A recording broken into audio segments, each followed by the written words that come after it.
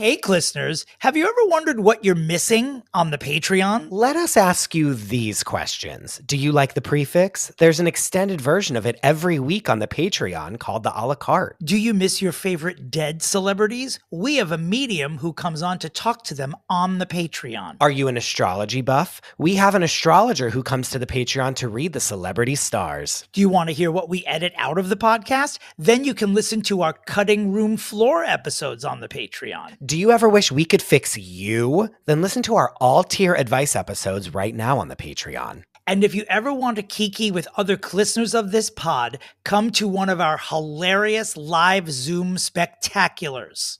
Still not convinced? No problem. Head on over to patreon.com/fixingfamouspeople to listen to an example episode of each of these.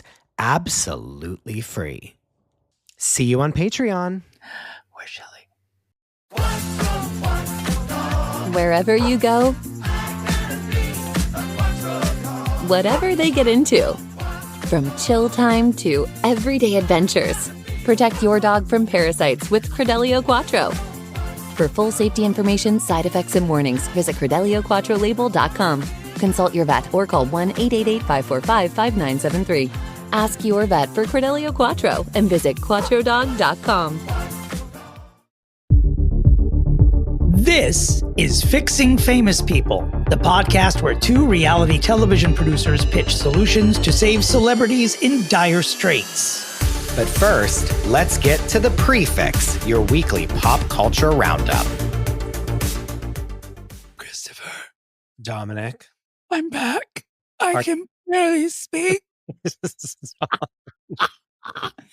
Can you believe, I was thinking about it this morning, that is the first time, last week is the first time in over 2 years, 30 weeks that one of us has not been at the mic on a Tuesday. It's pretty insane. Yeah. Or a Wednesday for the listeners, but a Tuesday for us.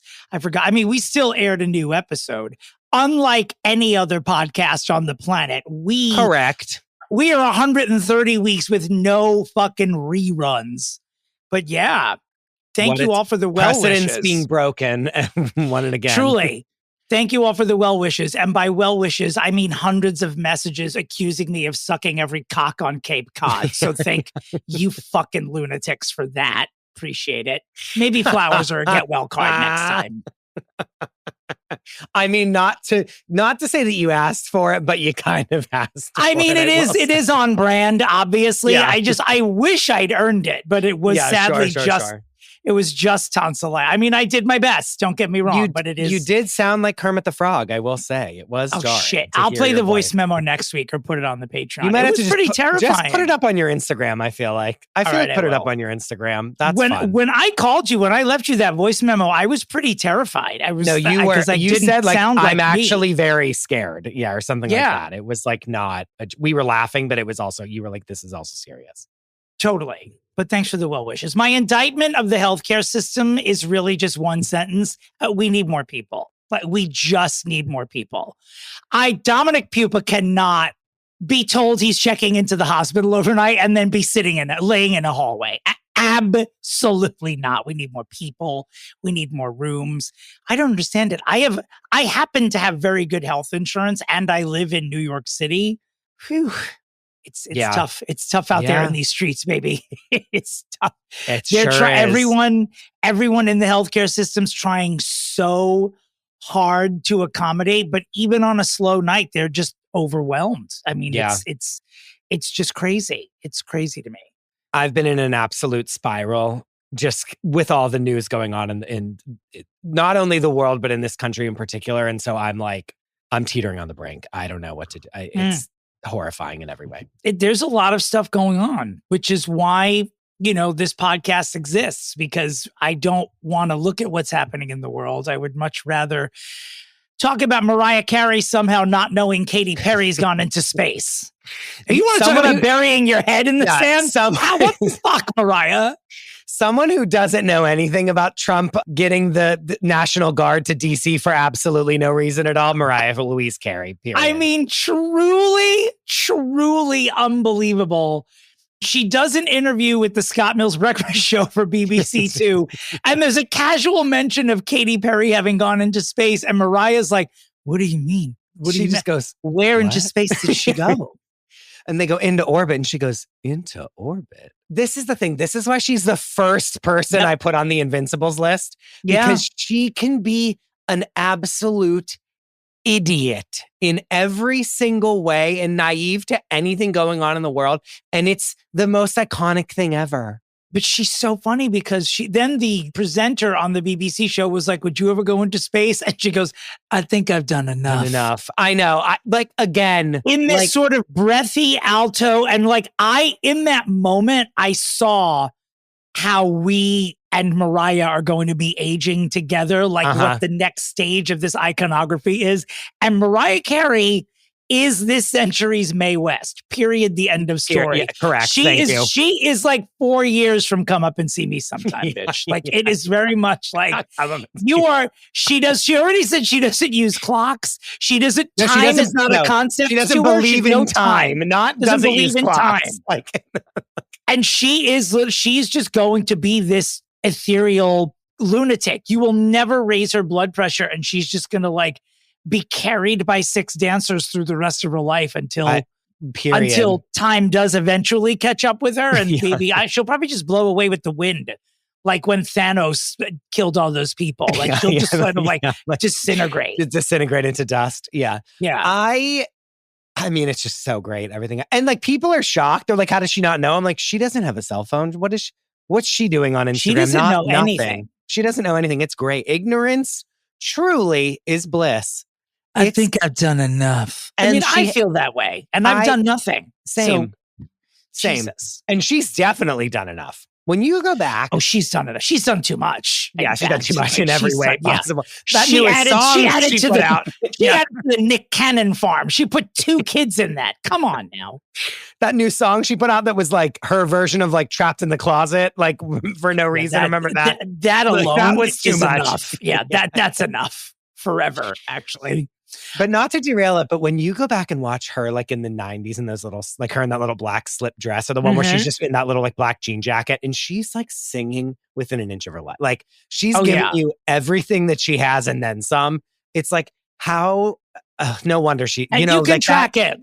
Post Tommy Mottola, post Glitter, and even before Glitter, you could see the unraveling. I mean, in my non-medical view, she had a nervous breakdown 25, 26 years ago. And this is just what happens when you recover from that and have millions of dollars to do so. She's just being put from one place to another.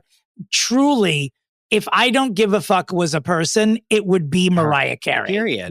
That's it. Yeah. She's goals in every way. Every way. And I don't mind saying she happens to look maybe better than ever now. I know. I understand it takes 13 hours to prep that robot before it leaves the house, but honestly, it's worth the 13 hours. She's great. She looks, yeah. Well, moving on, I love that that's what we opened with, because after being gone for a week, this is what we need to talk about. 6 minutes on the dumbest thing that she's ever said. Yeah.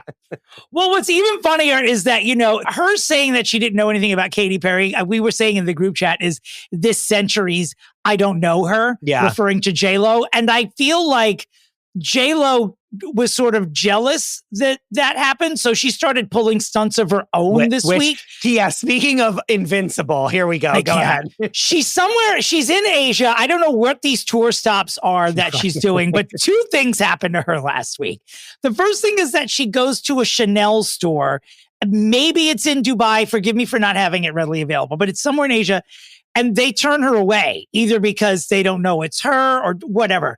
Apparently, a few minutes after she left, people in the store were like, are you out of your fucking mind? You idiots. Yeah. And I guess they chased her down to bring her back. But by that time, she had spitefully gone to the Louis Vuitton store next door and run up like just a 5-figure bill. And give me every single thing that you have. She'll probably only be seen in Louis Vuitton. She'll be seen in Louis Vuitton only on Instagram for the next 6 months.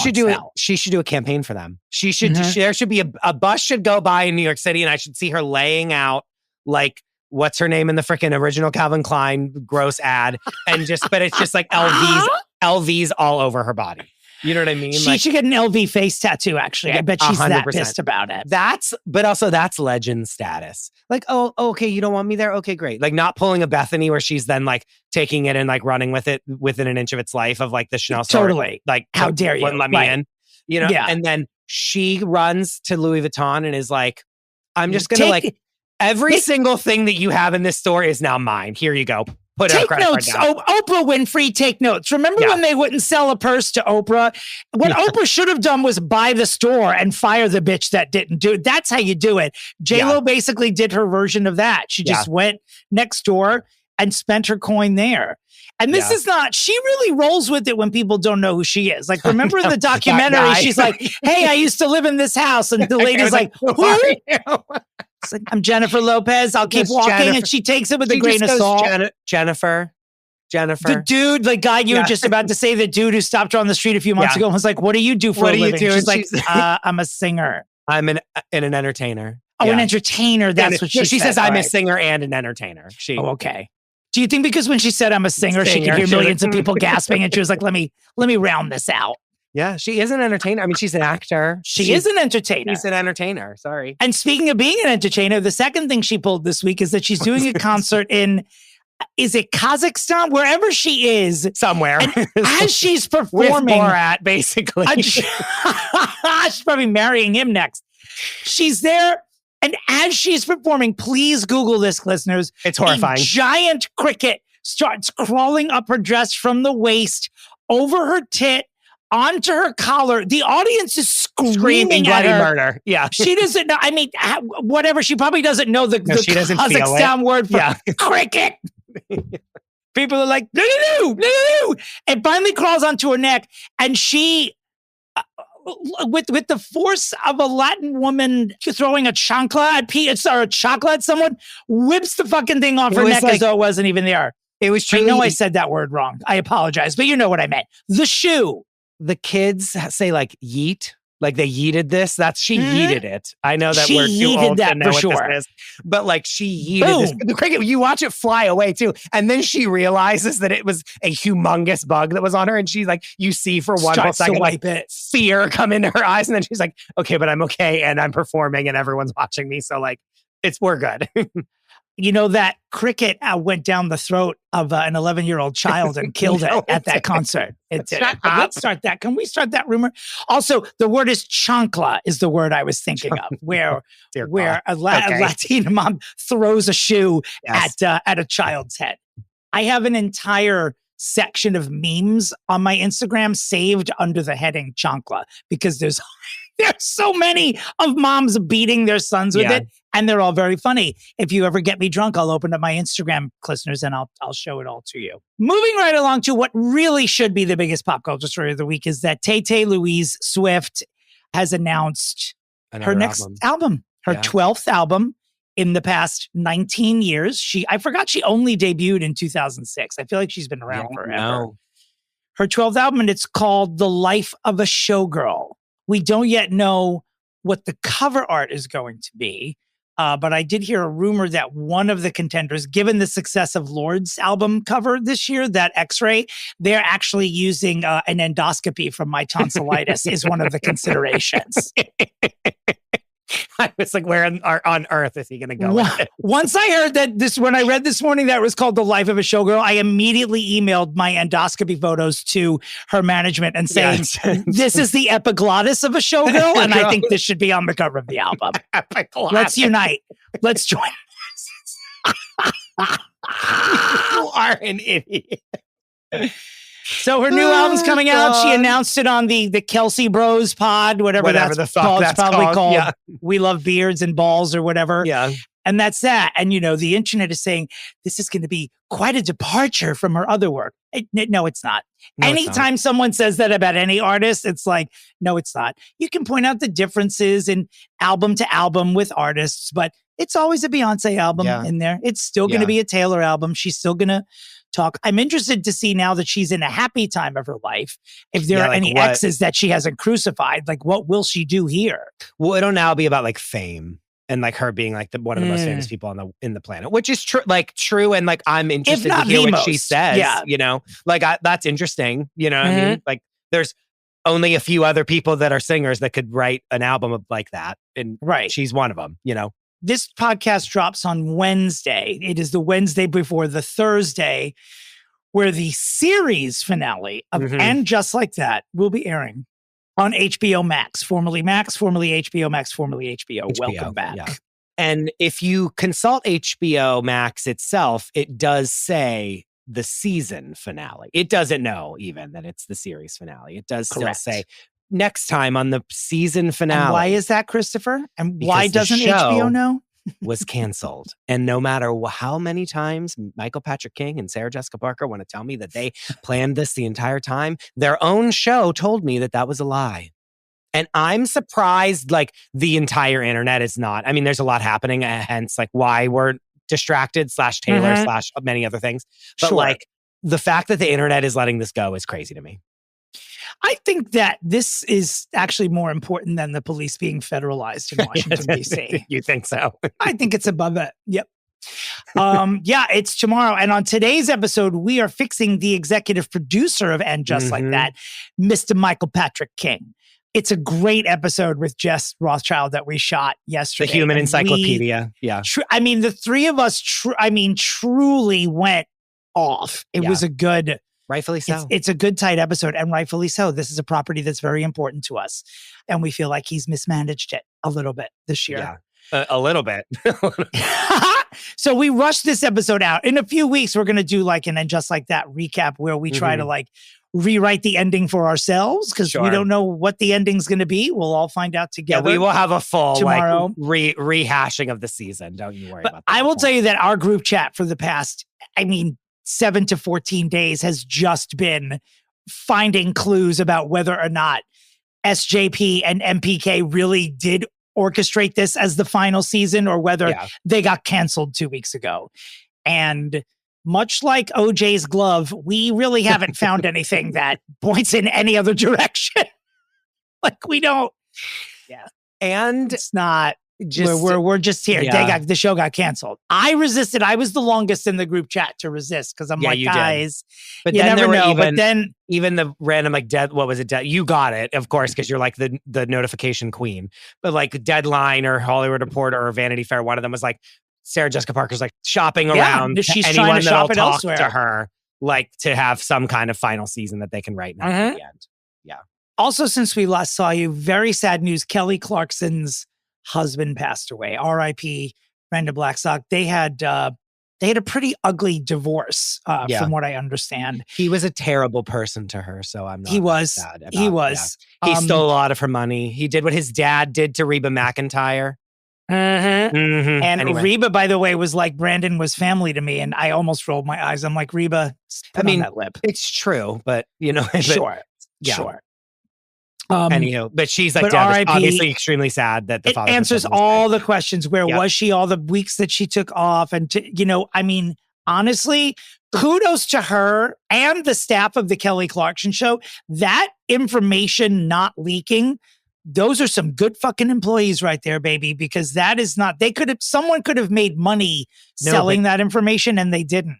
Dominic, we did read a story and we ended up cutting it out because we were like, oh, this is like wrong or not real. We were reading a story on the a la carte that was saying that like the reason she wants to take off is because her husband is in poor health. And that was the rumor. And then you were like, oh, wait, I was thinking this was a different story. I think I clicked the wrong thing or whatever. And then we just ended up editing it out because we were like, whatever. But it reminded I don't remember. When he died, I was like, oh my God, no, there was a story that like was the truth. And we just all were like we even were like, oh, what? Which normally we'd be like, oh my God, is he really sick? Is this real? Is this not? Like we were like, even like, oh no, like what is this? Like, bye, Well, everyone is making assurances that the Kelly Clarkson show is going to come back because it's been because of the mystery about why she was away. And she's made some noise before about, living in New York and wondering if it's the right decision and wanting to be there for her children.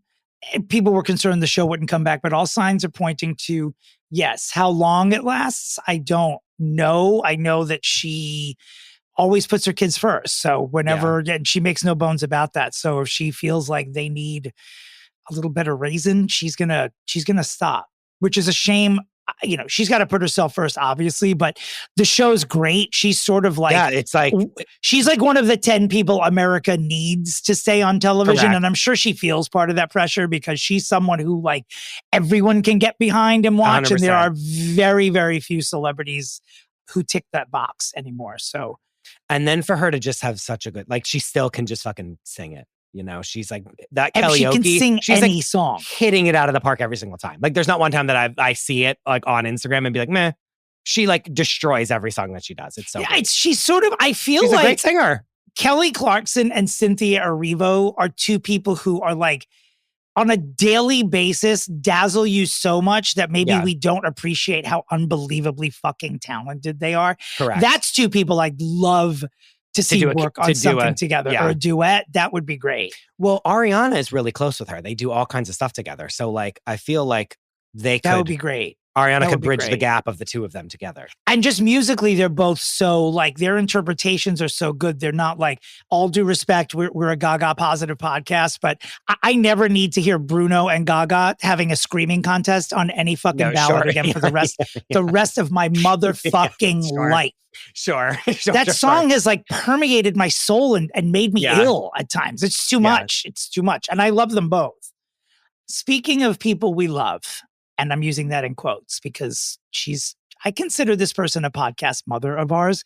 That's Meghan, the Duchess of Sussex. Mm-hmm. Always finds a way to end up on this podcast every Wednesday because she just talk about not knowing when enough is enough. Season 2 of With Love, Meghan, or As If with Meghan. That's the show. Goodbye. Goodbye.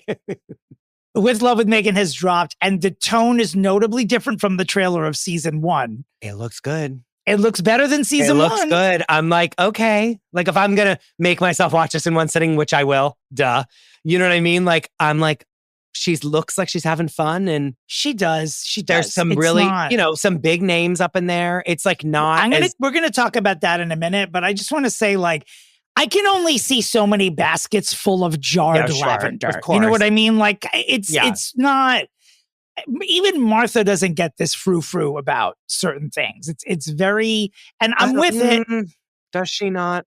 Not like, I don't know. Or maybe it's just that it doesn't seem natural with Meghan for me. I don't know. But I will say that she is more, as they're saying, apprentice than teacher this time. Like, they're trying to make her I like that. A little more relatable. I like that as well.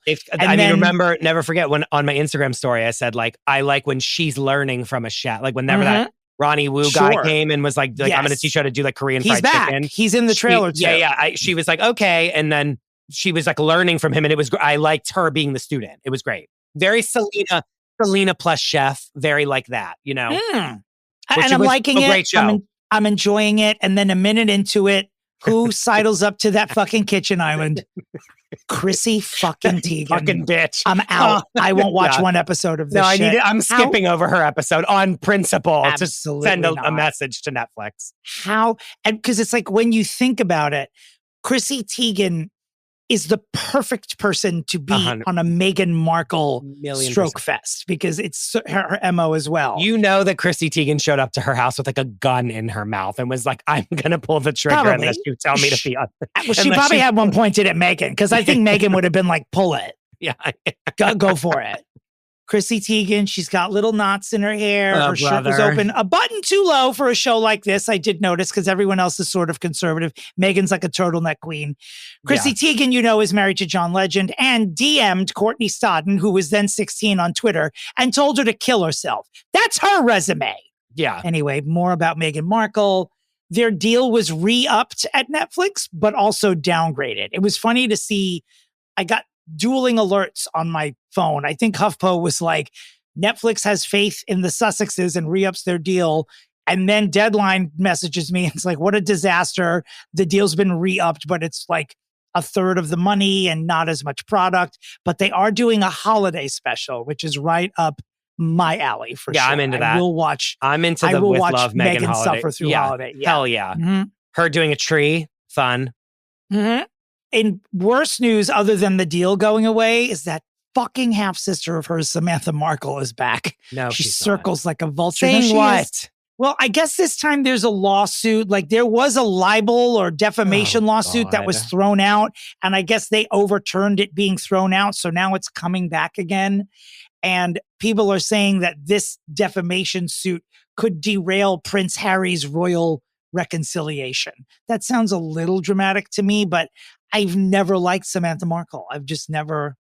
I know when I look at her, I knew this was not a good person. I knew the moment I saw her. You would think that she would take like $1 million or even $5 million of that $110 million that Netflix gave her and be like, go away. Here's $5 million. Sign this paper. You can never speak about me again, or I will literally sue you into oblivion. Like you will become destitute. And like, here's $5 million. Like, go away. Never be seen again. Bye.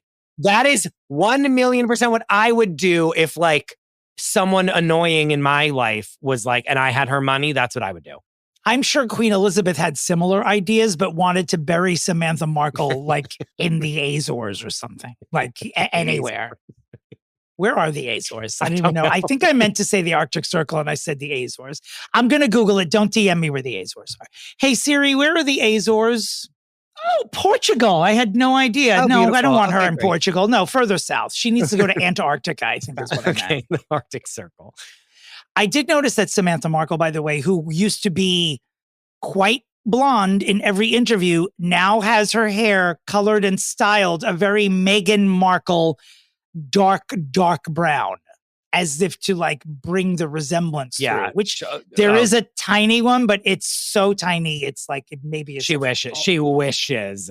If there are any other elderly people listening, Dee from the sitcom What's Happening passed away this morning. You were upset about this. Very upset. Yeah. Oh, I'm telling mama. I mean, this yeah, that's big. 11-year-old, anyone who's my age, their first introduction to shade was Dee from What's Happening. She was just a little brat and she was hilarious. And in real life was a lovely person, survived a lot of medical trauma, only 60 years old when she passed away. She had cancer. Sad.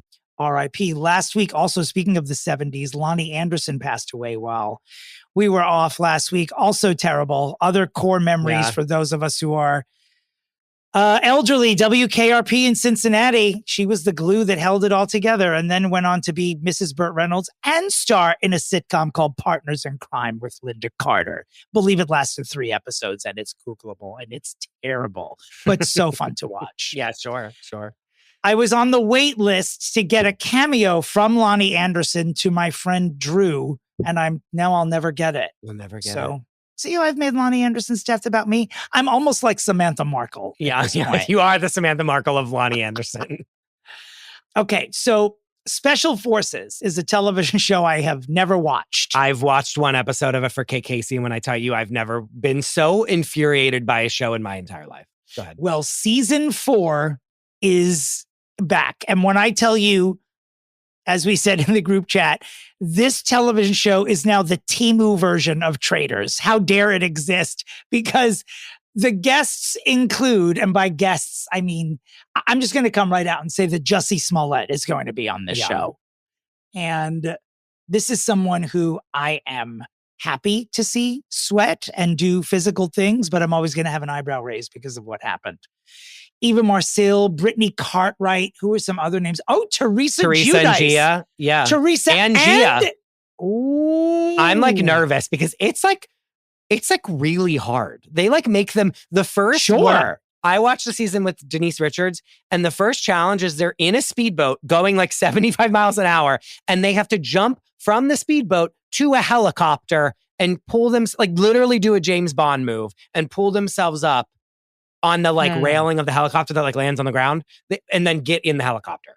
And there were like NBA players that jumped and like didn't even get to the helicopter and fell in the water. Someone's going to get hurt on one of these I shows. know. I'm nervous for Gia and Teresa. I hope they are okay. Oh, you know who else is on it? You know who else is on it? Brianna Chicken Fry. And I'm watching to root her on. Of the House of Sarai? I cannot even believe it. No, the one that's like, remember she was dating Luke Bryan and then they broke up. Oh my goodness. You know who I'm thinking of? Fire Rose. Fire Rose. I thought of Fire Rose instead of Chicken Fry. You wish it was Fire Rose. I You'd do be watching. wish. You'd be the first viewer. I'm gonna touch myself to Jussie Smollett and see if that spark is still there, and then I'll watch the season. We'll see how it goes. We'll see if I forgive him. When you go over there, though, you're going to be like, oh, this is Trump's America. Like, we live in Trump's America because it is so dark. It's these like special ops people and they like scream in their faces and they're like, who are you? I don't know who you are. And then they push them off of a thing, off of the like, it's like very, it's very like abuse porn and I really don't like it. I did an episode with Kate Casey where I like went fucking nuclear on it being like, this is disgusting, but it is. I do like to see existing celebrities smacking the shit out of each other though. But it's not that. It's like, it's just them torturing them to complete. Yes, they're like being waterboarded basically. It's not like, I'm going to tune in, but the minute I'm feeling not good, I'm out. Because it's like we're not like having a laugh with them. It's like so grim and dark. Like, it's like, will they like survive the special forces? Like, we're not like laughing that they can't do it. It's like very serious. No, I'm not even laughing now. Now I don't even know if I want to watch it. It's not a good show. But like, Chicken Fry, Teresa and Gia, like Eva, you know what I mean? Well, like, speaking of grim and dark, former Superman actor Dean Cain has joined ICE. Okay. All right. No, like, yeah. Make America bloated again. What career do you have? Cain. Yeah, I mean, fuck yourself. Unbelievable. No one even cares who you are. Out that job, man. While we're in this vein, I listen to Rosie O'Donnell even when it seems like she's crazy.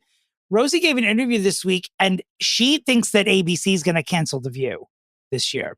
She thinks that they're going to cave under pressure. And I think that and a couple of other things that are happening right now. I know anyone listening, you might think this is petty, but honest to God, The View is like, I don't know, that would be like disappearing Kamala Harris and not without explanation. Like, The View is sort of like, of one side of the aisle, a bastion for those people who follow it.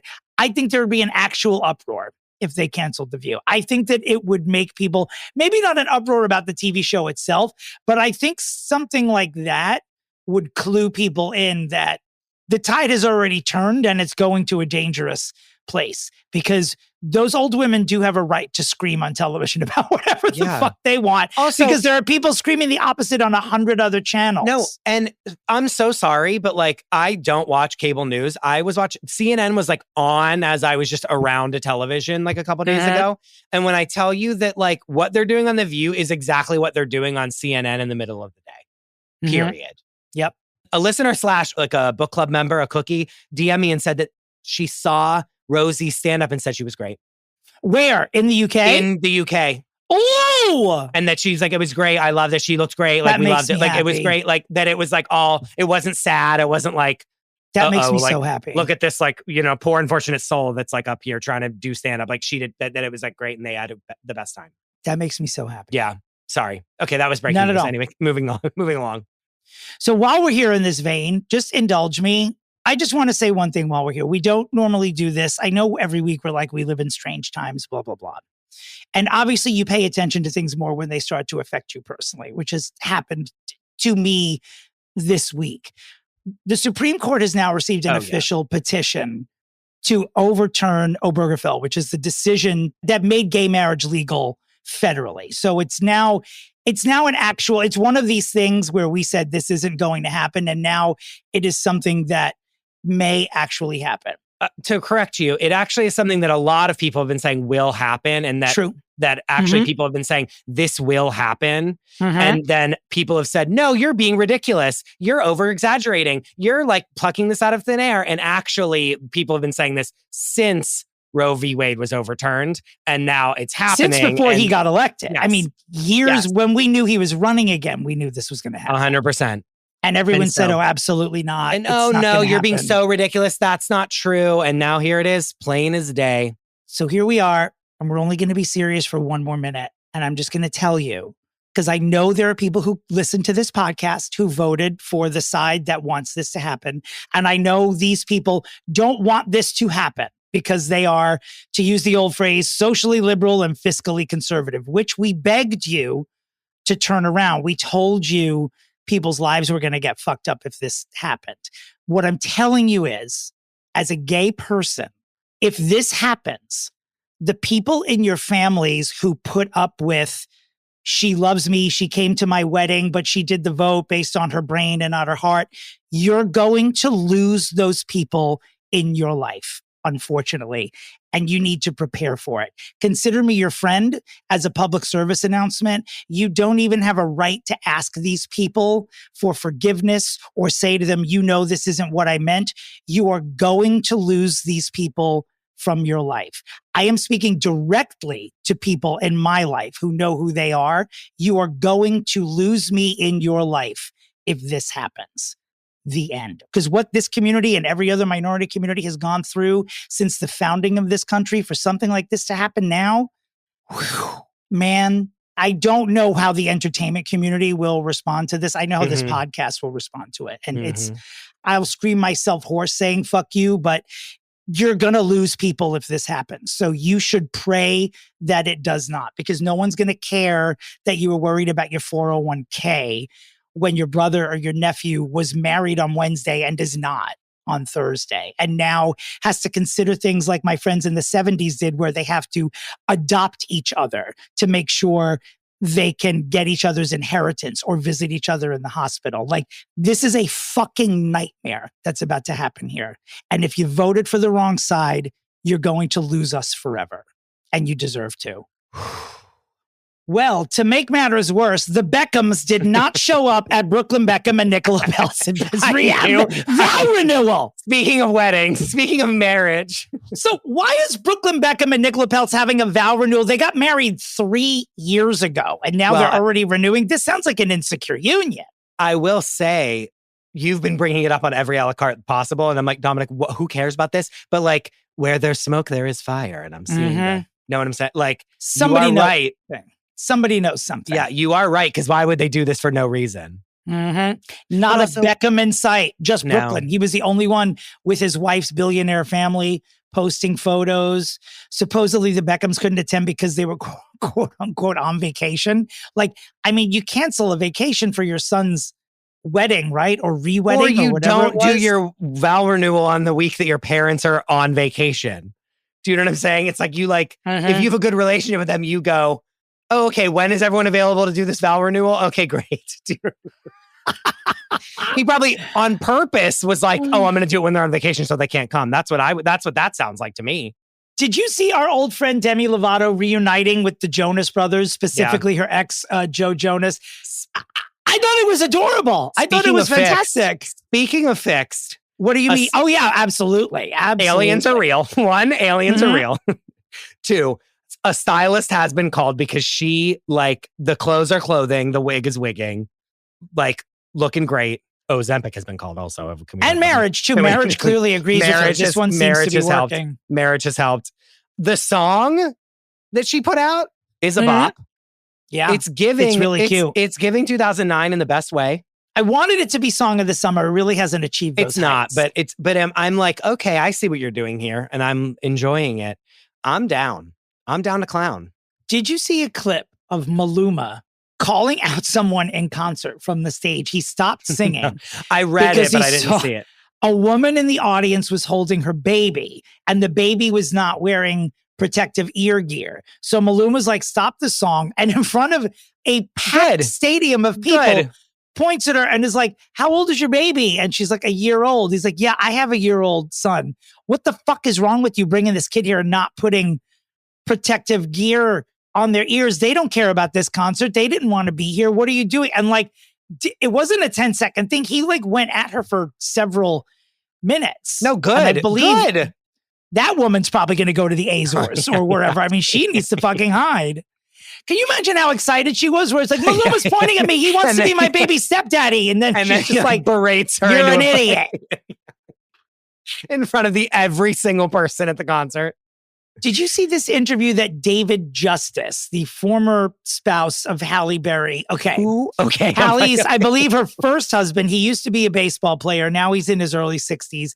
I don't know what podcast he went on or what they asked him, but he basically, in a nutshell, said that part of the reason he divorced Halle Berry was that he didn't see her as a good mom for his future children because she didn't cook or clean and she wasn't a conventional wife.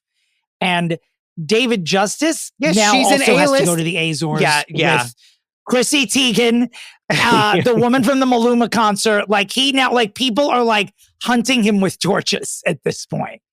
Not the way you want to start your 60s, David. You should have just lived in anonymity for the rest of your life. Stay off the podcast. Don't come at Halle Berry, one of the most beloved people in America. 1. 2, she's an A-list celebrity. She's too busy getting Oscar awards to be cooking for you piece of shit. Yeah. I mean, what a body count she's had, how though. dare. I mean, quality-wise, he was a hot piece of ass back then. No, she wanted to fuck. One of them got a restraining order against the other. But Eric Benet at his peak, Gabriel, what's his name? Olivier Martinez. This woman has had the primest dick in the world. Actually. That's the book I want to read. Because she's I'm hot as fuck. There isn't a hotter. For a good 20 years, we were that's the most beautiful person in the world, Halle Berry, right? Yeah. She's still top 10 though. I mean, she's every time she comes out, I'm I feel like she's peaking. She peaks. She gets peakier every day. And so she was I'm going to fuck the hottest guys that I can, but they're all crazy and don't want to work because they're so hot and they just want her to do everything for them. You know what I mean? And she's I'm in Monsters Ball. You know what I mean? She's sure. I'm getting awards. I'm in Gothica. I can't cook for you. Yeah. We have a maid. But what is the, also, could you pick up something yourself, David, except a bat and a mitt? How about you do something, David? Anyway, I'm sure he wished he never opened his fucking mouth because he's been married to someone else for 25 years now, and now he's in the Azores. He's in the Azores. Enjoy the Azores. That's our new thing. That's our new thing. Going to enjoy the Azores, but putting it in the glossary. So stupid. Okay, so I don't attend many sporting events due to lack of interest. I think I will start attending WNBA games though, because have you heard about this?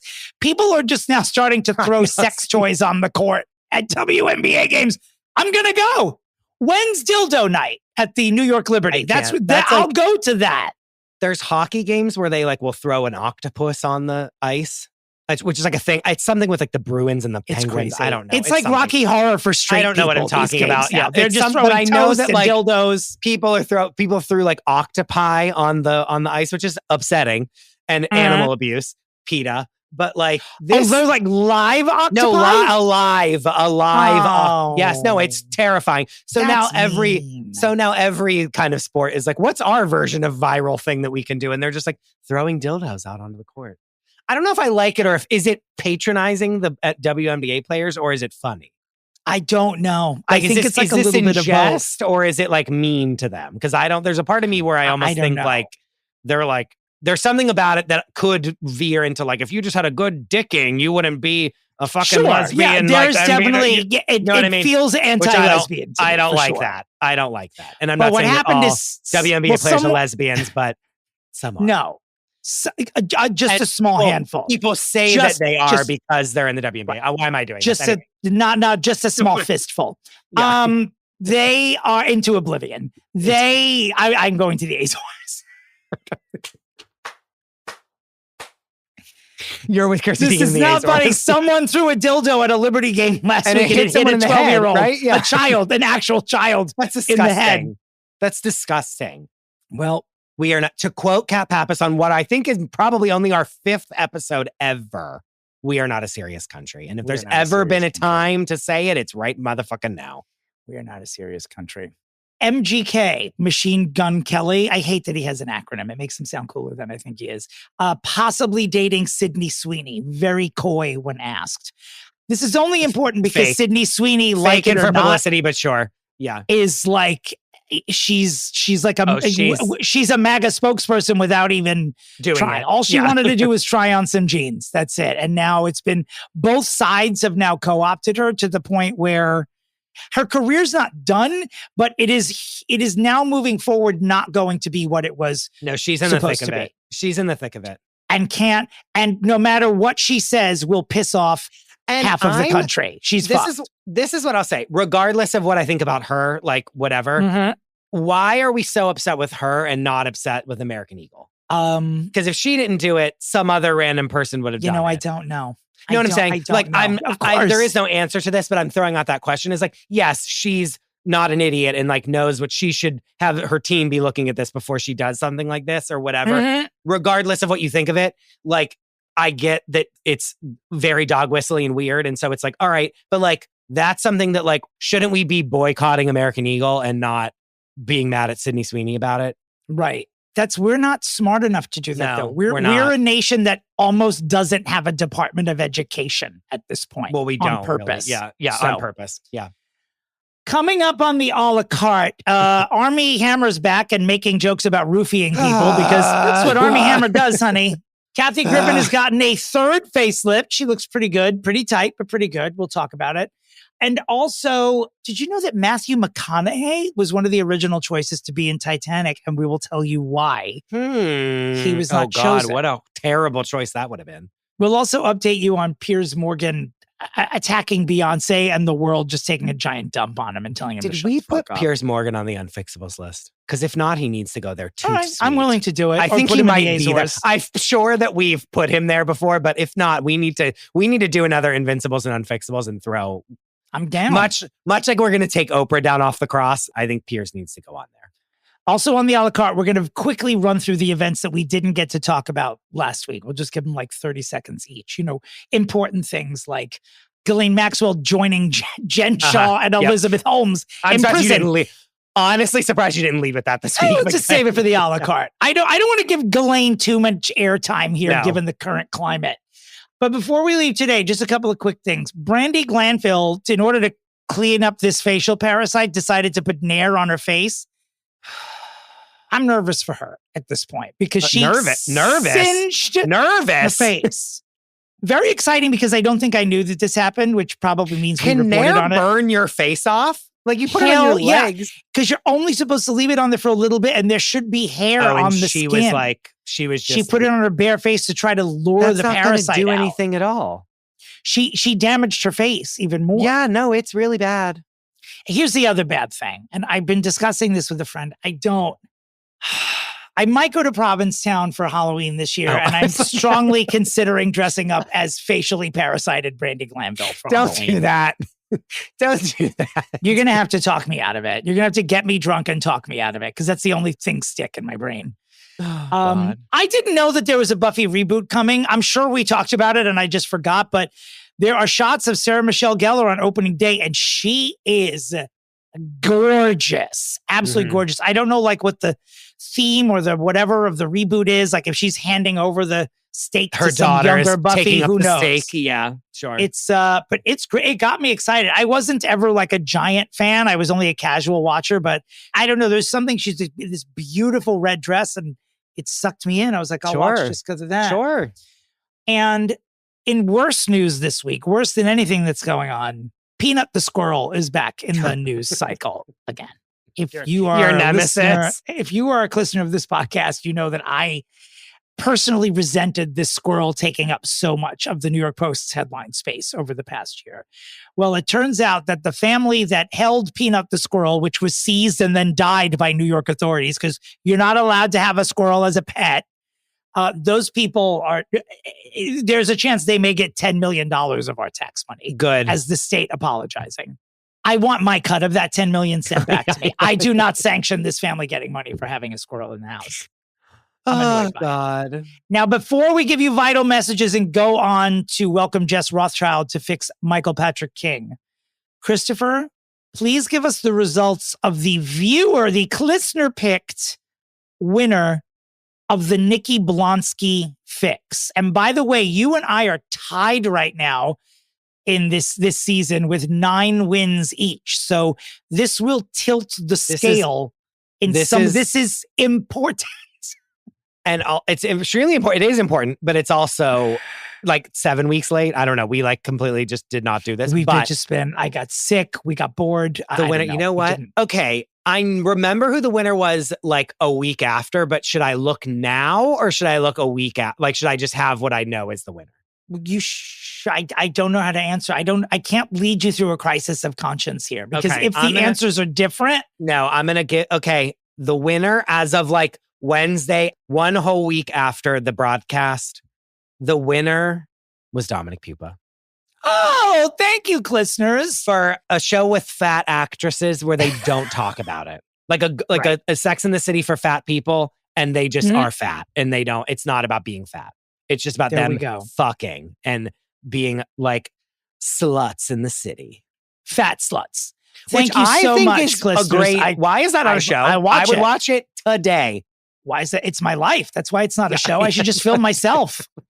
But look what happened. I can't use my throat. Listeners, we love you. Thank you for sticking with us even through illness and sickness and health and all that stuff. We will welcome Jess Rothschild and Fix Michael Patrick King right after these vital messages. Shopify's point of sale system helps you sell at every stage of your business. Need a fast and secure way to take payments in person? We've got you covered. How about card readers you can rely on anywhere you sell? Thanks. Have a good one. Yep, that too. Want one place to manage all your online and in-person sales? That's kind of our thing. Wherever you sell, businesses that grow with Shopify. Sign up for your $1 a month trial at shopify.com/listen. Shopify.com/listen. Dominic. Christopher. We have a friend. We have a Fixie Award nominee, a nominee of many other real awards, but most importantly, a Fixie Award nominee with us. And you all know her and love her from her work on her own podcast, Hot Takes and Deep Dives, as well as Finding Fire Island and the recent phenomenon, Cult of Body and Soul. It's Jess Rothschild. Thank you for being with us. Boys.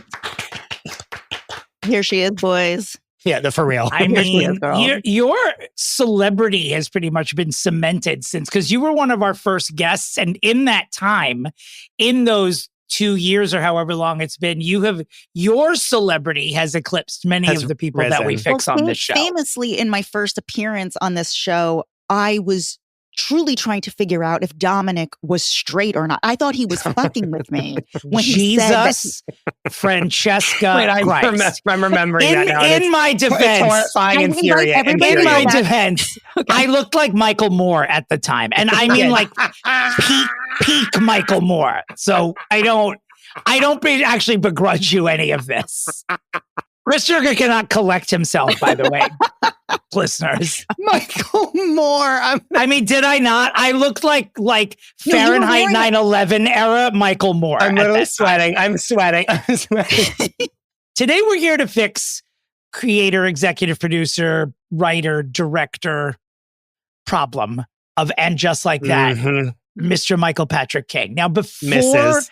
Madam Michael Patrick King. Yeah. Now, because listeners are waiting for the real burning question is, how do we play the middle name game with someone whose middle name is so incredibly public? Well, we don't. We just go next door. So instead, I'm going to ask our co-host, Chris DeRosa, and our guest, Jess Rothschild, to give me the middle name for a person who, if this person were present, we'd probably be having a very different discussion about many things today. Miss Kim Cattrall. I would like you to give me Kim Cattrall's middle name. Kim Cattrall, birth name, Kim blank Cattrall. Born 21st of August, 1956 in Liverpool, England. She is 68 years of age. She was born in the UK, naturalized as a Canadian citizen as a child, but I don't know that that'll have any bearing on what the middle name is.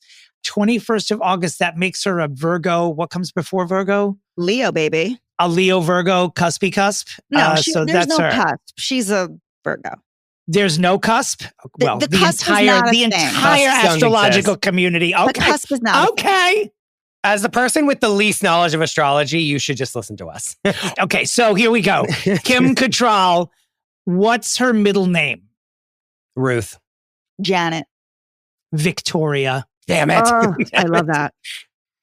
Oh, Kimberly Victoria? Whoa. Yeah, that's good. Whoa. That's really And good. she's not listed as Kimberly either. She's listed as Kim. Really? Kim Victoria Cattrall. I'm into it. All right, MPK, where do we begin? We usually do with like a career retrospective. And I have to be honest, there were much less. I think maybe because I'm homophobic, I just was expecting there to be a list of credits like a Ryan Murphy long, and there's not. Well, that's... The MPK resume is a page, for real. An impressive page, I don't want to get too shitty. Can I start with Chris, I was saying I'm coming in with a mission statement, and it's more just like, I really just want to say this, and then we can like drop off after that, like start rolling with it. But my view coming in here, and I have been saying over the past 2 years that I do think he's lost his mind. Yeah. Well, now, the reason that I say that is because the current state of Michael Patrick King and what he has devolved into is among the greatest disappointments in my life. Slam. That is my frame going into this. Slam. Like, I worshipped this man as a creator, as a writer. I know everything he has written on. We'll talk about Sybil. We'll talk about Murphy Brown. We'll talk about Will and Grace. Not to mention the comeback and all of this. Yeah. But his approach to writing, I've heard he's never had a drink of alcohol in his life. He's never smoked marijuana in his life. There are certain things about him. He didn't come out until later in life. So I view him as a certain type of person, and just the fact that that person turned into the person on the Writers Room podcast of And Just Like That, that is what I would like to explore. Yes. My thesis statement that I would like to give out here is that not only did I not know that he is 70 years old. Hello? Let's just take one moment. He is 70 years old. He sure is. I thought he was like 55. Like, he looks, P.S., looks great for his age, if I say so. The photos that I see on Google does not look 70 years old. That right there just tells me everything I need to know. But then go a step further. Everything that he has created other than And Just Like That has been co-created with someone else whose resume is incredible. Like, we can go through all of this, but like Sex and the City famously was created alongside Darren Star, who is in charge, like, also created like 9 billion shows. Currently doing Emily in Paris, which is like, say what you want about the show, extremely successful. And that's like in his later years after doing Beverly Hills 90210, Melrose so many Place. others, Melrose Place, like these shows that we see as like the pinnacle of everything. And I don't know that we would even say it is important to note that like Michael, I don't think Darren Star just handed Michael Patrick King Sex and the City, but Darren Star is the creator of Sex and the City. Like, MPK helped mold it after season 1, but Sex and the City is definitely like a Darren Star creation. But unless you are, someone who follows pop culture closely, you really would never know that because SJP and MPK are now so inextricably linked. I mean, long before even this writers podcast, like, it was when it ended, we went to MPK for quotes. We didn't really go to Darren Star. Do you know what Michael Patrick King says? He says, when people say they love Sex and the City, what they really mean is they love season 4 of Sex and the City. And he took over in season 4. Oh, brother. Oh my God. Now, there is no argument that Sex and the City season 1 is a different television program from the subsequent seasons. But I don't know about season 4 being like I don't know. Although the above the clouds on the roof, Kim Cattrall in the bikini barbecue above the clouds by Amber finale, seminal moment in my entire life, for sure. As a viewer, as a human. So that finale, sure. I don't know. I mean, I'm talking about seasons 2 through 6.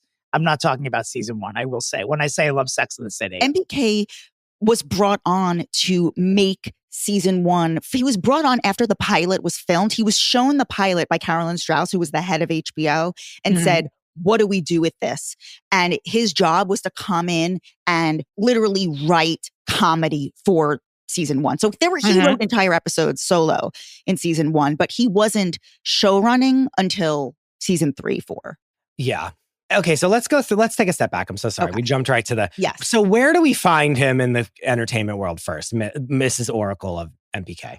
Well, isn't his first marquee, like, if you want to talk about names, like, and trace back to where this sort of humor was, him writing for Murphy Brown seems to me to be like, that seems to be like act 1 for me when it comes to him, because you can almost draw a line from that type of humor with like the sensibility of Murphy Brown, through Sybil, through Will and Grace, and up to Sex and the City. Like there's a through line of people who are fans of all of those shows for a very specific reason. But he started as a stand-up. He started as a stand-up and a playwright in New York.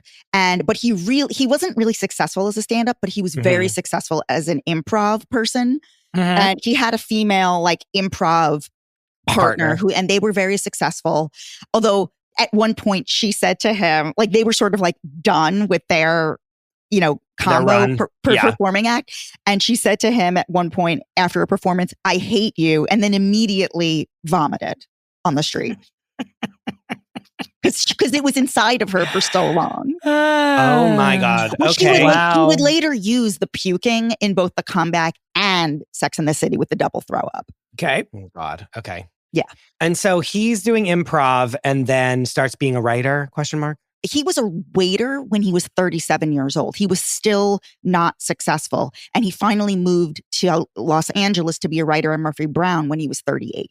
So that's what puts him. Someone had seen his comedy and been like, "You're funny. You should come write for this thing." He had wrote a test script for something that never got made, but that person thought it was funny and put him up. Oh, this is good. Okay, fair. Yeah. But that's why he's 70 today, is because he didn't get started until he was 38, like almost 40 years old. Yes. Yeah. And so then he starts writing on Murphy Brown.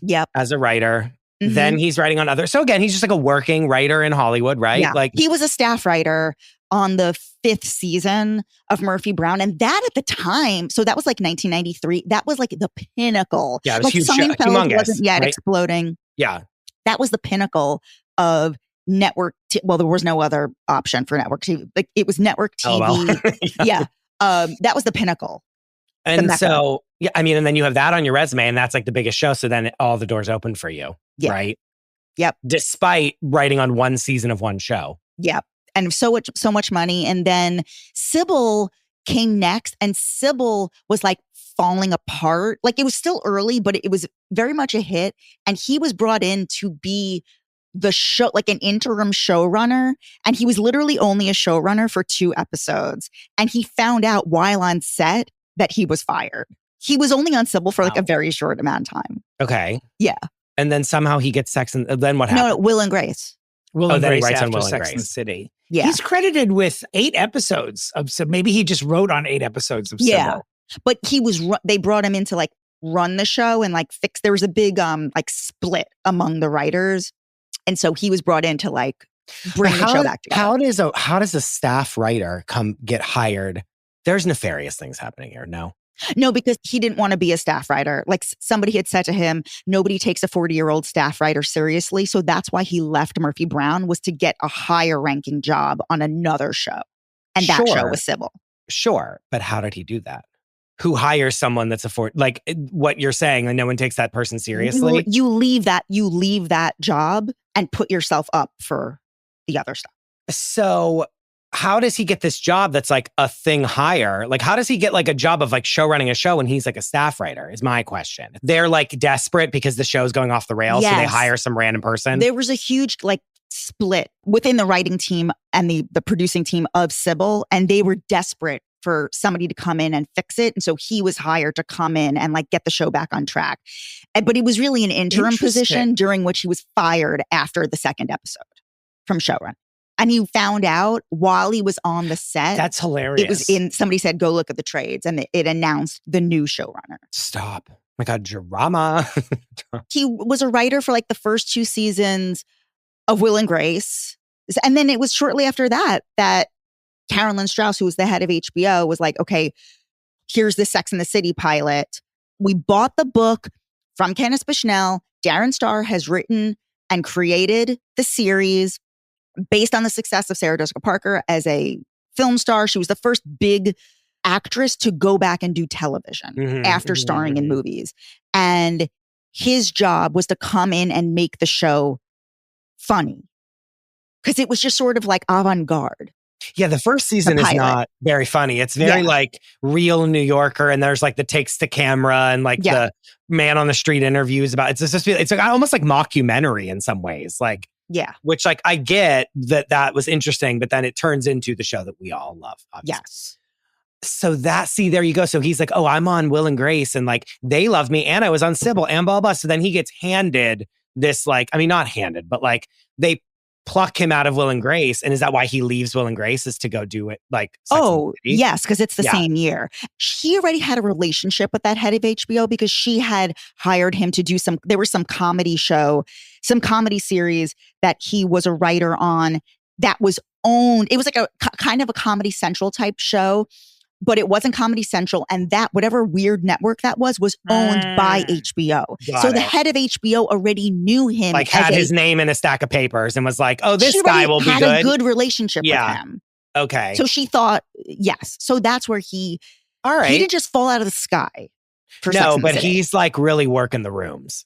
Then he's a humongous household name celebrity, right? From being on Sex and the City. And so then what happens next? Does Two Broke Girls happen next? No, then he does the comeback, right? Then he does the comeback. Yep. Well, and also, okay, this speaks to the co-creating with some brilliant person on the side. Mm-hmm. The comeback, that was her character. Lisa Kudrow did that character. That was, Valerie Cherish is based on a character she did at the Groundlings called Your Favorite Actress on a Talk Show.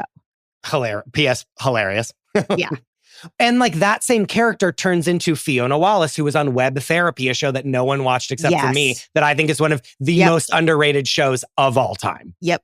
And she does that character. And then she does that character even in like other shows that she's in now on Netflix. It's like another version of Valerie Cherish, like getting shit on every episode. Yeah. And so it's like, again, like, yes, he like co-created it with her, but like she's the reason that, P.S., she's a humongous celebrity. Yeah. Like, you know what I mean? She's, yeah. But no, I'm saying like Friends is over and that she can literally do whatever she wants. And so they make this HBO show that I think is like one of the most amazing things to ever exist on film. And because of her, by the way, not Michael Patrick. And then it's Two Broke Girls, right? The chronology of it. Yeah. I mean, the comeback was right after Sex and the City. And then Two Broke Girls was a couple of years after the comeback. I mean, the first season of the comeback was 2005, which was right when Sex and the City ended. Two Broke Girls was actually 2011. Yeah. But there were movies in between. It was Sex and the City, then the comeback, then the Sex and the City movies, and then Two Broke Girls. Something happened to his writer brain in between writing the Sex and the City movie and the Sex and the City 2 movie. The first Sex and the City movie is literally 5 of the best episodes of Sex and the City, just all strung together. And it's brilliant. Sex and the City 2 is a fucking abomination that should never have been committed to film, much like and just like that. What the fuck? The problem is what happened between those two. Yes. The problem is money. Sorry to tell you, the problem is money. Sex and the City 1 is the end of the story. Sex and the City, the movie 1, is in theory, we close the book and it's over forever. But then everyone knocked on the door and said, want to make like $70 million for no reason at all, for absolutely zero reason, and drag these bitches to Dubai and be racist for no reason at all, to make every white woman go to this movie theater and watch it, and gay man. Sure. Okay, great. Make this movie that didn't need to exist and is terrible. It's just simply betraying the storytelling of these characters that he loves so much. All I fucking hear on the Writers Room podcast that made me want to put a gun in my mouth was that he loves these characters and these characters and these characters and these characters. And it's all because that movie did not need to exist and it was just for money, period. Yeah, I mean, Kim Cattrall would have been a part of this were it not for Sex and the City too. I mean, I think when she saw what they did to her character in Sex and the City, she was like, she knew instinctively. She's talked about it before, that it was for a check. So what Chris is saying is right. Like there's actual proof of what he's saying is right, because they said, I don't think any of them knew it was going to be as bad as it was. But I do think that was the first foray into them ignoring that they could fuck with these legacy characters and people would still come back, because it's a series that meant a lot to a lot of people. A lot of people saw themselves in these characters. I now, after listening to the podcast, think that it's a much smaller group of people who are enamored with this show than I originally thought, because it's for a very specific person. I don't think I realized how much until this season and until I listened to this Abominable Writers podcast. The fact that they're putting this on the airwaves is like laughable and a joke. The Writers Room podcast? Yes. Okay, yes. It's a parody. At some point, it sounds like parody. Truly sounds like parody. Yes. Two things I want to say. Number one, we cannot forget about the Sex and the City 3 film, which never got made. And that is the majority. The precursor of the, No, literally all of season 1 and Just Like That is the Sex and the City 3 script, period. Yeah. So I just want to say that. And if we want to talk about Sex and the City 3, I mean, that's why And Just Like That exists. But beyond that, I would like to know from each of you, what was the most shocking thing you heard in the most recent episode of the Writers Room podcast, or in whatever you listen to? What drop of water in the ocean is my favorite, is the question you just asked. I want you to pop off on this. At one point, they were like, and I didn't listen. I truly couldn't put myself through the torture of listening to every episode, quite truly. And so one thing that they talk about was they were like, and they're so self-serious, and they all think they're doing the Lord. They think they're curing cancer every day. It makes me want to literally. The tone is unbearable. It truly is unbearable. Yes. Unbearable isn't even a word strong enough. Like insufferable is not a word that's like strong enough for this. At one point they go, and you know what we were going to do? You know what we really need to do to get into the head of these characters? We need to see Lisa Todd Wexley's kitchen. And they said that as if it was like a revelation that like truly knocked me into like Street Fighter, like, and I like flew through a wall. Like that's how far it knocked me back. As if it was the biggest revelation of the entire world. And they all were like, yes, oh my God, yeah. And they're so sycophantic to him on this, whoever the fuck is on this, that's Samantha Irby and these other ones. They are cocksucking is not the word strong. Like, suckling on the teeth of every single thing into oblivion. Yes, is the phrase you're looking for. And as if seeing Lisa Todd Wexley cooking in her kitchen for her family was like the biggest character development that you've ever seen. I just couldn't, but like the way that they speak about the old series versus the new series, I think is what irked me the most, because there's always been like this disingenuous tone, like this is going to be something different than the old series. And you could see them in season 1 trying. You could see the entire show sweating to say like, we're still the same, but we're different. And the way they kept referring to things that Carrie did in this season as adult behavior, sort of infantilizing all of these women for the run of Sex and the City, when in fact they were full-grown adults during that time. And it's like, look, they've grown up. Carrie is 60. Like we're not supposed to be like, oh, she put furniture in an apartment. Isn't that adult to know she's not going to move to her old apartment? Well, when you're 60, by definition, literally every fucking thing you do is an adult move, because you are as adult as you can possibly be. But the way he infantilized the women in the old series, it was during that moment that I sort of realized that without Kim Cattrall, this was never going to work, because she was the only actual adult of the 4 main characters.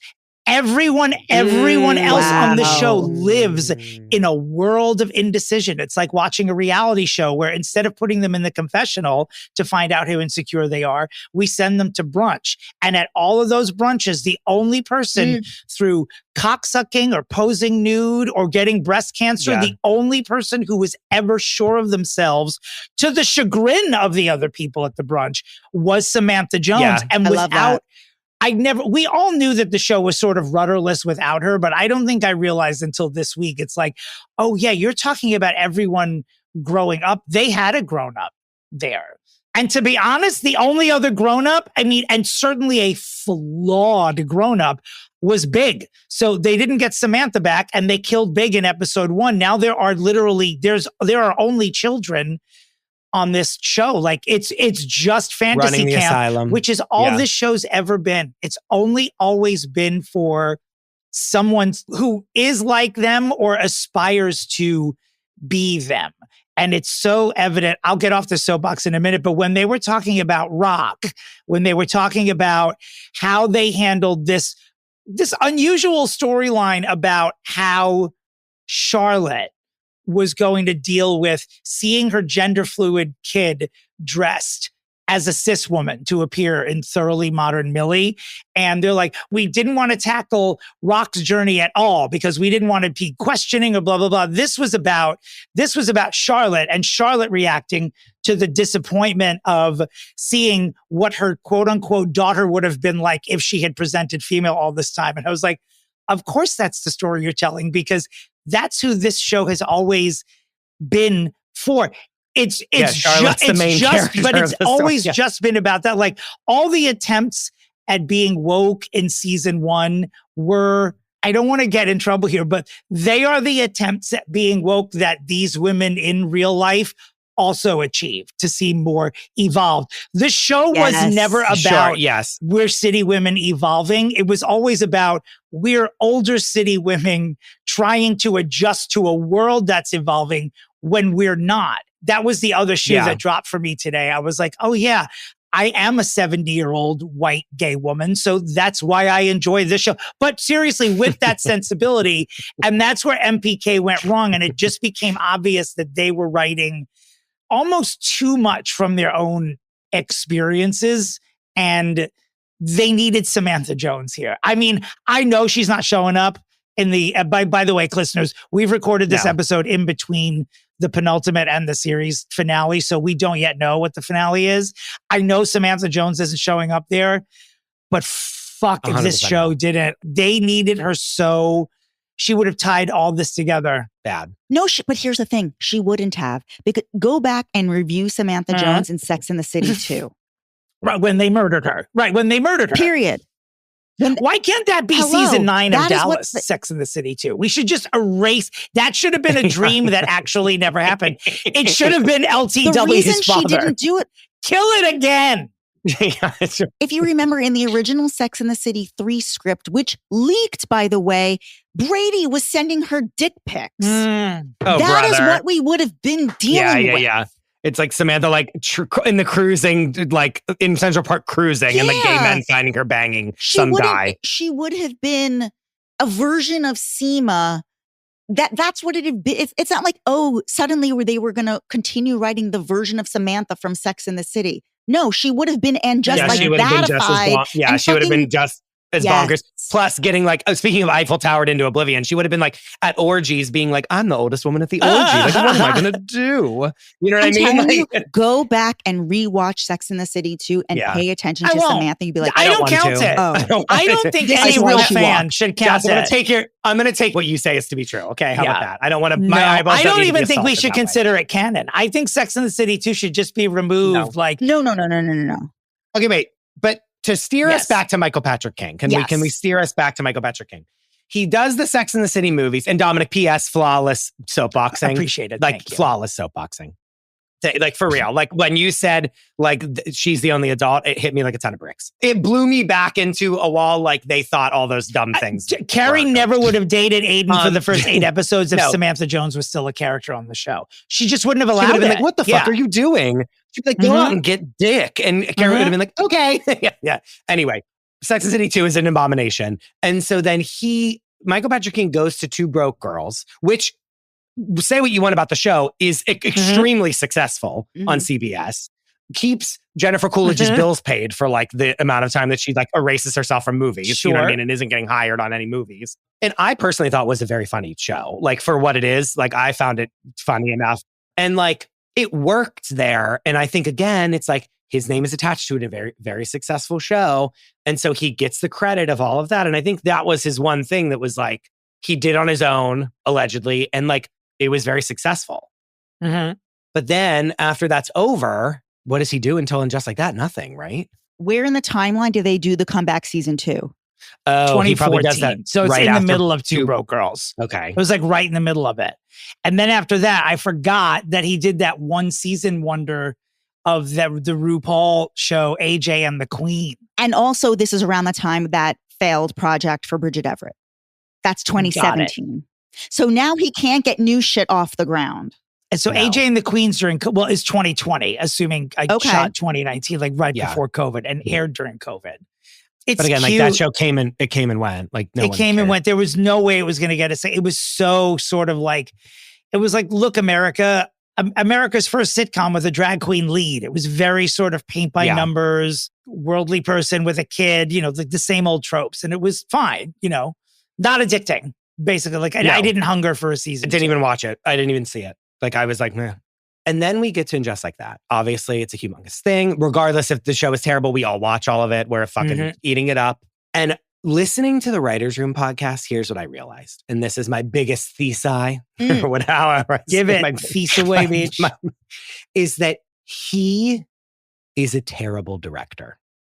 He is so much more concerned with the like approving things. And they talk so much about how they went back and forth like 9 million times about what shoes Carrie was going to wear when the rats came out of the bush and scared her. Like, what shoe was that? And like, they approved all of these things and they talked about what would be in her closet and they talked about what would be in this. And they had the cat tree that they were building in one of the scenes, they had to go through 70 cat trees before Sarah Jessica. Do you know they spent 7 months building that Giuseppe puppet?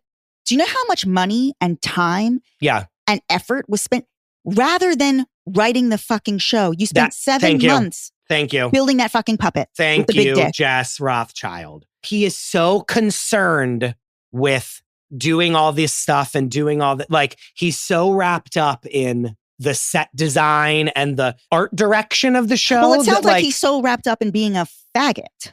Yeah. Correct. He's so one of my best friends, who I won't name because I don't want him to like be hated by any celebrities, but every time he watches an episode, he calls me. He's like, I'm telling you, this whole season, any episode that MPK directed, not good. He said the best episodes of the season are when someone else directed. Same. So it's not just, if you notice those things, which, not to be elitist, most people don't, but if you really follow along, like, what's wrong with this? Yeah. What Chris is saying is true. Like, his direction, those episodes are the least enjoyable this season. And I think that comes from not being able to emotionally connect with these actors and being like, here's what you need to do, or here's what this needs to be. It comes from, how do I put all these cool things around so people see all this stuff and then they get really excited about the world? He's really excited about the world, but I'm like, no. I need this character and this character to like have conflict. Hello? Not, I need Adderall. People file in. Oh, you need Adderall? Let me go ask my friend who's a drug dealer over here, who's a Manhattan mom. Walk. Do you have any Adderall for me? You do? Great. Walk. Don't worry, Carrie. I got you Adderall. Do you know what I mean? Every episode, when I was listening to the podcast, I was hearing all the different people. Like, I was hearing like who directed each episode. And every episode that I liked, I was like, oh, I like this episode because he didn't direct it. And then every episode that I was like, this is the worst thing I've ever seen in my life, it was because he directed this episode. Here's also what's interesting. I interviewed Mario Cantone a few years ago, in between season 1 and season 2. Yeah. I interviewed him. And in the interview, he said Michael Patrick King kept telling him to make things bigger, kind of like Showgirls, the way Joe Esterhaus. Yeah. How dare you do a callback to your own episode? Yeah. Oh my God. Yes. Wait, is he? Oh, Paul Verhoeven. Yes. Callback to. Go re-listen to that. Yes. The version of that. Continue. Bigger. And he wouldn't understand, like, why is he having me do it this way? And then he would rewatch it. And in Mario Cantone's, he had to sort of train himself to like it that way. But he does admit in an interview that he did not understand the direction MPK was giving him. Period. Because for their characters, for a show that when it's at its very most impactful is so relatable. Like, there's just like they say, like, and for example, small. Well, yeah, like one thing that the Writers Podcast did say was that when Harry was trying to get Charlotte to say she wouldn't go to Miranda's Thanksgiving, he wanted to spend it at home with his kids, because when he had cancer, the only thing he thought was, I need to make it to Thanksgiving. And those little moments, as cartoony as they've made this couple, that is a real thing, that when you're with somebody and you're in a relationship, there is always a holiday push and pull that can get, I speak from experience, very frustrating. You know, about whose family are we going to go? Whose friends? Yeah, I'm going to spend holiday with your friends. I don't even like your friends. You know, it's like sort of, so when it's that, it's really, really good. But all the writing for Mario and Giuseppe and Patti LuPone, I have said it in the Prefixe before, I feel like there's not a gay person in the room when they're writing dialogue for this very cartoony story. And I mean, I'm obviously compared to him endlessly. I love Mario Cantone. He's incredibly hilarious and talented, and it has, a May December storyline. I mean, that should be speaking to me much more voluminously than this one did. And I'm looking at it, I'm like, I don't know a queen that talks the way that these two do to each other. Old or young or not, like it's not, it felt, no offense to straight women, you're all my life, but it felt like straight women writing for a gay guy, like in the way that it felt like bachelorette party straight women writing for a gay guy, basically. No, it feels like the women in Cherry Grove, the straight ladies. Maybe, those the same crowd. Who go to the drag show at the brunch show. Slam. But like even that, all this to say, like Mario he's such a good actor that he was like he still made it work. It was crazy. Pulled it off. He barely pulled it off, but he did. And it's you should be helped by the director, not like having to go through all these hoops of like not knowing how to, you know what I mean? Like the director should be we didn't need Jack from Will and Grace performance. No. Right. And he was he pushed Mario toward being Jack. And it's like, I just don't feel like that fits here. And like the stuff like with the Charlotte, the episode where Charlotte like falls in the bag of cum on the bed. Yes. Oh my God. Literally the dumbest thing in the whole world. Now, Yes. is that him thinking, oh, this is comedy? He thinks it's funny. Okay. He thinks that's funny. And he when I'm sitting on one right now, if we're being honest. So maybe this is from my files. Really? No, it's not. I mean, the Charlotte stuff, even when she's like, oh, my vertigo, and like this wacky cartoon character, that to him is like comedy now. He says on the Writers Room podcast that like, it's when they're bringing the Adderall to Virginia and Seema like has it in her bra and he's talking about how like he's like, and it's so great. And then we're on a plane. Isn't that amazing? We have a plane. And I'm like, no. And then he looks over at Seema and says like, shut up, Adderall bra or something like that. And they on the podcast, it's like the most like uproarious cacophony of laughter happens as if that's the funniest like line that's ever been written. I was like, that's not even funny. So Chris, what you have outlined here, it's the combination of he's a bad director and the problem of just doing things for money. Is that your diagnosis here? I think the fame that he's gotten is because he's been attached to really great things with really talented people. And he's kind of co-opted the Sex and the City magic.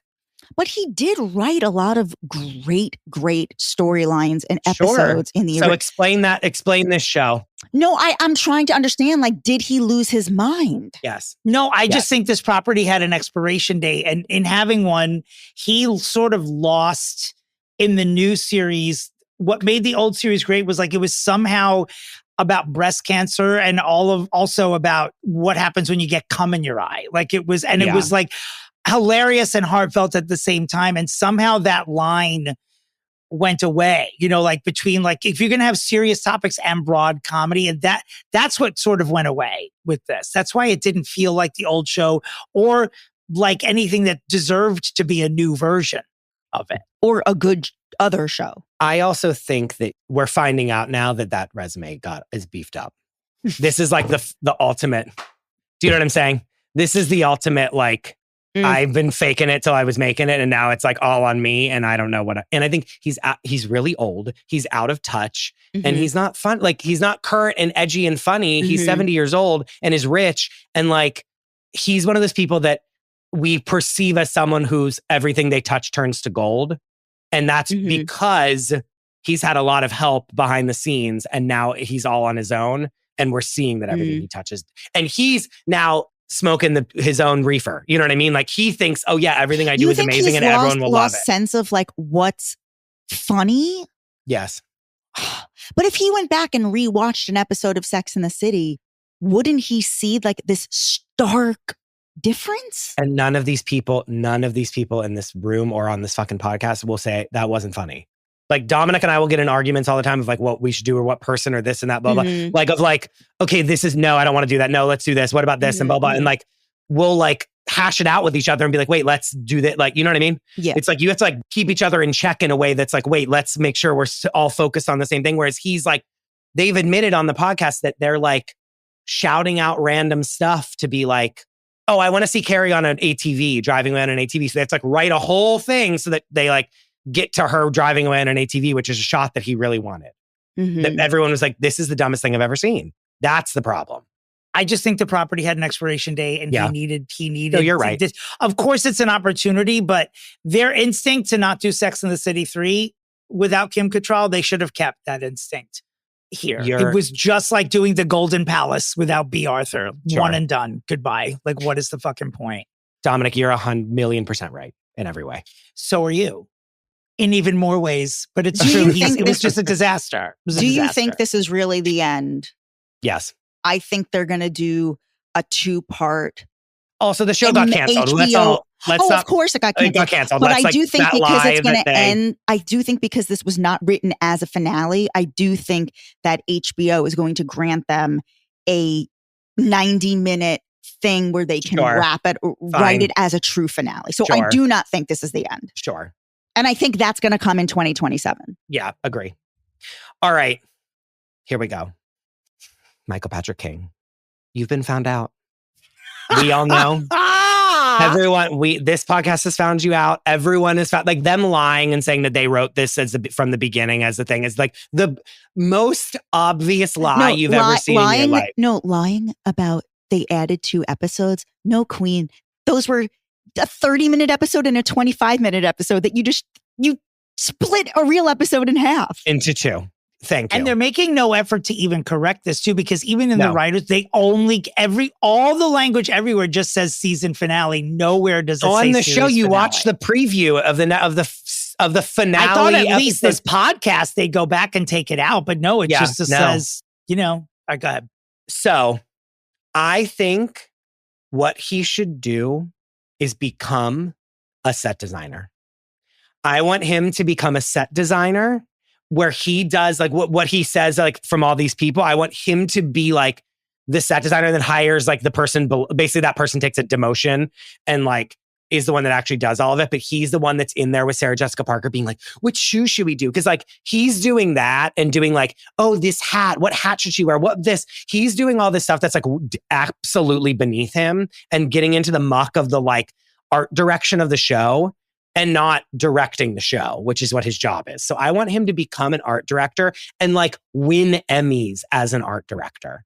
What he could say is like, I've realized that I want to like do this. I realized that I want to like, this is my passion. And so I'm going to go into it. And I want him to work on a show and like win an Emmy for art direction because he can't direct his way out of a fucking paper bag that's soaking wet is what he can't do. I like that. And that's blatantly evident. And that is my pitch. Michael Patrick Louise King. I don't know. Like initially my fix for you, because what are you going to do with respect to Chris's idea? What are you going to do industry wise other than what I really think he should do is just take out a full page apology in Variety is what I actually think that's how to fix them. And then just live off of all this money for the rest of your life. But that's not fun. So I don't know. My idea is pretty basic, but it's the only thing that I've thought of for the past 2 days, like as far as like how to fix him is by fixing him and fixing his legacy. For me, the only way to do that is to do a one-off movie that just focuses on Samantha and that you tie the whole universe up that way with the 3 children on text instead of Samantha texting them on the series and do that. To me is the 90-minute movie where we just sort of check in with the past couple of years with Samantha, because I don't know, as it turns out, she was the series whore was also the school marm that we all needed. She, in fact, was the captain of this universe. And I will die on that hill. Like Carrie might have been the central character, but you know what? There ain't no Snow White without the evil queen. And the evil queen was the adult in the kingdom. She might not have made all the good choices, but we needed her. And that to protect the legacy, I would just suggest a one-off movie. It doesn't have to be like the Samantha Diaries. Like, don't take it too far. Like, let's just put a button on this and we can all be like, oh, yeah, remember those blips? But most of the stuff was good. And that's it. That's my pitch. Can I give my honorary? It has to be Kim Cattrall, and I know that's going to be a problem, but without her, it's not It doesn't matter. So this is never going to happen. Yes, Jess, give your pitch. Chris and I will decide whether or not our clits have popped off and you can be in contention. I would like for Michael Patrick King to buy a bed and breakfast and become an innkeeper in Provincetown with his husband. Pandering to one side of this That's judging this panel. Is I see. This is almost cruel. Yeah, I know. And I don't hate that. I don't hate it. And he can set direct that within an inch of his life. Give me something beautiful. So in a nutshell, you want him out of show business entirely. Yeah, I want him out of show business. I want him in Provincetown, and I want him cooking eggs. So now he's also the cook at this bed and breakfast. For the next 10 years. How much are you going to lower the man? Guys, I don't hate it. I'm not going to lie to you. Him out of should we open it up? Him out of show business is not bad. But so should we take it to a vote? A Patreon vote? Let's take it to a vote. A Samantha Jones series. He runs a bed and breakfast in Provincetown, or he becomes a future Emmy-winning art director. These are your 3 ideas. Listeners, let us know. Patreon.com/fixingfamouspeople and vote now. Jess Rothschild, you are a whirlwind, a friend, a mother, an auntie. You're just an encyclopedia. All those things. You really are. Jess, where can people find you and where can they listen to your beautiful podcasts? I love you guys. Just follow me on Instagram, JessXNYC, and from there you'll see everything. I would like to state publicly that there are only 2 people I would use as my phone a friend on Millionaire. One is my best friend, Mark, and the other one is you, Jess. Yeah, for real. 100%. Why? If Mark wasn't because you just know the things. Oh my God. I feel like you know the things that we don't. But here's the thing. I only know 3 things. I don't know anything. Don't even do this. Don't even do this. You know, stop. We don't Dominick, where can people find you? Right along. How dare you? Right. Yeah. At Dominick Pupa is Instagram. At Domentary is the TikTok. Domentary.com is the website. Christopher, where can the listeners of our podcast find you on the web? You can find me at the Chris DeRosa. You can find the show at Fixing Famous People, and you can find the Patreon at patreon.com/fixingfamouspeople. I wish you both well, and as always, where's Shelley? Goodbye.